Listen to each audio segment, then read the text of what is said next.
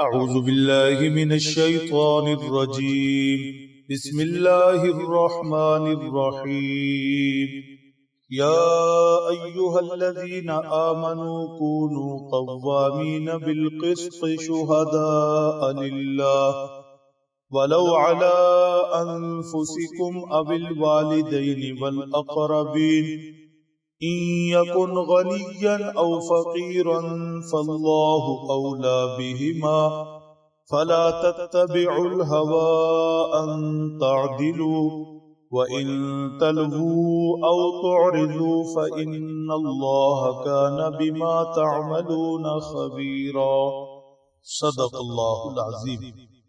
آج تلاوت کی گئی آیت شریفہ میں مسلمانوں کو حق کو انصاف قائم کرنے کی نصیحت کی جا رہی ہے، واضح کیا جا رہا ہے کہ حق کو انصاف کا ترازو کیسے قائم ہوگا۔ ارشاد فرمایا یا ایھا الذین آمنوا کونوا قوامین بالقسط، اے اہل ایمان حق و انصاف کے ترازو کو قائم رکھو، حق کو انصاف کو مضبوطی سے تھامے رہو، دین کا معاملہ ہو یا دنیا کا، کسی قسم کی بے انصافی بے ایمانی سے دور رہو۔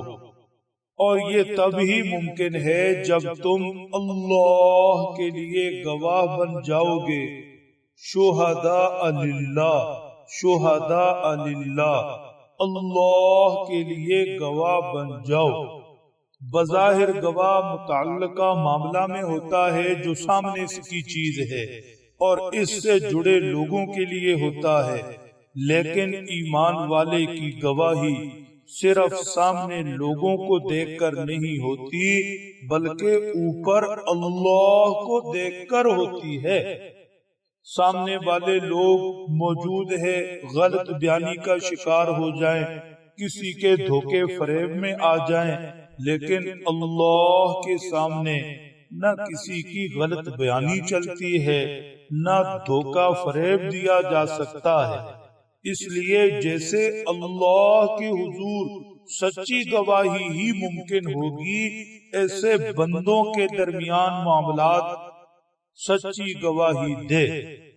اور اس امت کی تو شان بیان کی گئی، وَكَذَلِكَ جَعَلْنَاكُمْ أُمَّةً وَسَطًا لِتَكُونُوا شُهَدَاءَ عَلَى النَّاسِ، ہم نے آپ کو ایک معتدل امت دی، میانہ روی پر مبنی عادات، اطوار، نظریات دیے تاکہ تم پوری انسانیت پر گواہ بن جاؤ۔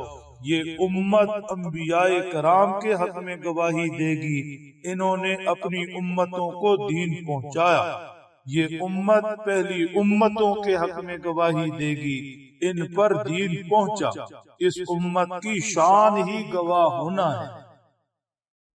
فرما گواہی ایسی منصفانہ ہو، عادلانہ ہو کہ اس میں اپنے پرائے، امیر غریب کا لحاظ اور فرق نہ رکھا جائے۔ اپنا ہے تو گواہی اور، پرایا ہے تو گواہی اور، امیر ہے تو گواہی اور، غریب ہے تو گواہی اور، ایسے نہیں۔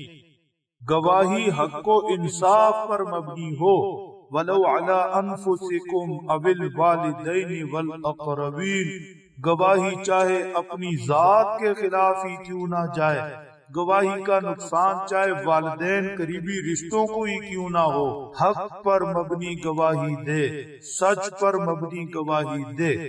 ایک قبیلہ بنو مخزوم کی عورت نے چوری کی، حضرت صلی اللہ علیہ وسلم نے فیصلہ فرمایا، اس کا ہاتھ کاٹنے کا حکم دے دیا۔ عورت کا نام فاطمہ تھا۔ صحابہ کرام رضی اللہ تعالیٰ عنہم اجمعین نے سفارش کی تو آپ علیہ السلام نے فرمایا، اگر فاطمہ بنت محمد بھی چوری کرتی تو اس کا ہاتھ بھی کاٹ دیا جاتا۔ کیا زبردست جملہ ہے، بار بار غور کیا جائے۔ فاللہ اولا بہما، فاللہ اولا بہما، کسی کا خیر خواہ بننے کی ضرورت نہیں، اللہ سب کے خیر خواہ ہے۔ گواہی والدین قریبی رشتوں کے خلاف جائے تو یہ نہیں کہ خیر خواہی ہے تو حق پر مبنی گواہی نہ دے، اللہ ان کے تم سے زیادہ خیر خواہ ہیں، وہ اللہ کے بندے ہیں۔ اللہ حکم دے رہے ہیں کہ گواہی حق پر مبنی ہو۔ سوال یہ ہے کہ منصفانہ گواہی، عدل و انصاف پر مبنی گواہی میں رکاوٹ کیا ہے؟ رکاوٹ انسان کی اپنی خواہش، اپنی سوچ۔ انسان چاہتا ہے کہ ایسے ہو جائے یا چاہتا ہے کہ ایسے نہ ہو، اس لیے گواہی میں گڑبڑ کر سکتا ہے۔